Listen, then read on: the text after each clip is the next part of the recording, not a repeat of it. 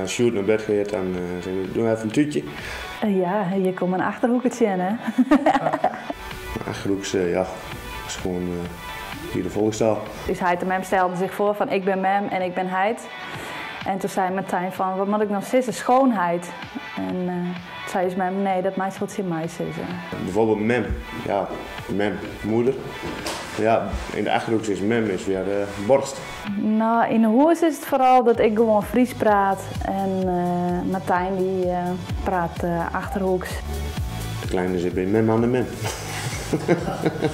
En de band die pikt het maar op. Nou ja, het is toch een stukje cultuur wat je ze mij aan kennen.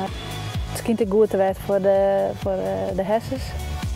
Het is gewoon een stukje van mij wat ik mij aan wil.